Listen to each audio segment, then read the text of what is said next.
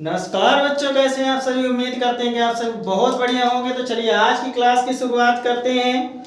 कक्षा 10 का ये टॉपिक है। निश्चित रूप से सभी बच्चे देखें, ये स्क्रीन पे आपको क्वेश्चन लिखा दिखाई दे रहा होगा। तो चलिए देखते हैं क्या लिखा है। निम्न संख्याओं को अभाज्य गुणनखंड के रूप में लिखिए। तो ये अभाज्य गुणनखंड की बात आई है। अभाज्य गुणनखंड, इसी को इंग्लिश में क्या बोलते हैं? Prime factor. Prime factor. अगर आप प्राइम फैक्टर नहीं जानते हैं तो अभी ये लास्ट वीडियो आपको डिस्क्रिप्शन बॉक्स में मिल जाएगा, या इसी के नीचे लगा हुआ आपको दिखाई देगा कि अभाज्य गुणनखंड किसे कहते हैं। यानी कि अभाज्य संख्या किसे कहते हैं? ऐसी संख्या जो खुद से और एक से कटे हुए क्या कहलाती है, यानी जिसके अधिकतम 2 गुणनखंड हो वह क्या कहलाएगी? हमारी प्राइम नंबर। और सबसे छोटी प्राइम नंबर क्या होती है? 2 होती है, फिर 3 होगी, फिर 5 होगी, फिर 7 होगी, फिर ऐसे ही बढ़ते जाएंगे और अनंत तक जाएंगे। तो निश्चित रूप से अगर आप इतने में आपको समझ में आ गया तो ठीक, नहीं तो आपको डिस्क्रिप्शन बॉक्स में लिंक मिलेगा, आप जरूर देखें। तो चलिए बढ़ते हैं सीधे प्रश्न की ओर। अगर आपको कुछ लिखना हुआ करे बच्चों तो वीडियो रोक कर आप निश्चित रूप से लिख लिया करिए। तो चलिए यहाँ पे 140 लिखा हुआ है। पहला नंबर सवाल है 10वीं का प्रश्नावली 1.2 का पहला सवाल है।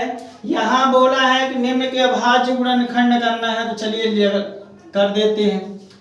यहाँ पे 0 है इकाई अंक में, यानी कि 2 से कटेगा तो 2 सत्ते 14 और 2 शून्य 0 कट गया। 0 है तो फिर 2 से कटेगा, 2 तिहाई 6 और 2 पंचे 10। अब देखिए 2 से तो कट नहीं रहा, 3 के नियम का पालन हो रहा है कि नहीं? तो नहीं हो रहा। डिविजिबिलिटी रूल भी आपको प्लेलिस्ट में मिल जाएगी, आप जरूर देखें। अगर इन संख्याओं को काटना है तो आपसे डिविजिबिलिटी रूल का आना बहुत जरूरी है। अब ये निश्चित रूप से इकाई अंक में 5 है तो 5 से कटेगी, तो 5 सत्ते 35 और 7 खुद से कटेगा। तो 140 के हमारे कौन कौन से गुणनखंड हो गए?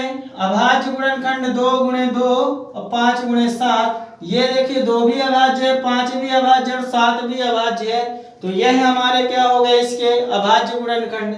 इसी को हम देखते हैं और कैसे लिख सकते हैं। 2 2 बार आया है, यानी कि इसको 2 की घाते 2 गुणे 5 गुणे 7, ऐसे भी आप लिख सकते हैं। ये भी सही माना जाएगा। तो उम्मीद करता हूं कि ये पहला नंबर जो है आप सभी बच्चों के समझ में आया होगा। चलिए यहीं पे हम दूसरा कर लेते हैं।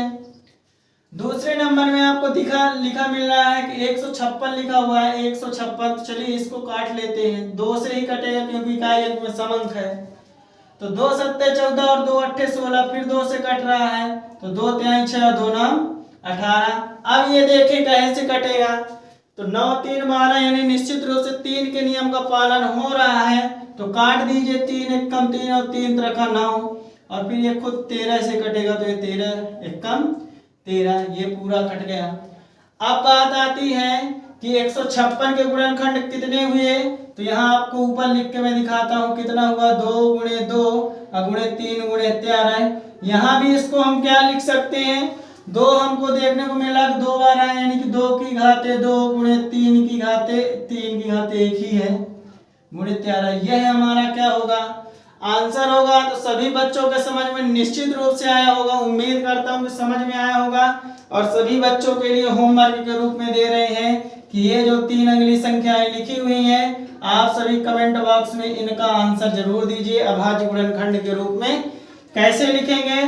तो आप हमारे साथ ऐसे ही बने रहिए और पूरा एकदम क्लास 10th की गणित एक तरफ से पढ़ाई जाएगी। आप वीडियो में ऐसे ही लास्ट तक बने रहे, इसके लिए आप सभी का बहुत बहुत धन्यवाद। चैनल को लाइक करें, सब्सक्राइब करें, बेल आइकन को प्रेस करना बिल्कुल ना भूलें। चलिए जल्दी ही मिलते हैं अगले वीडियो में। जय हिंद।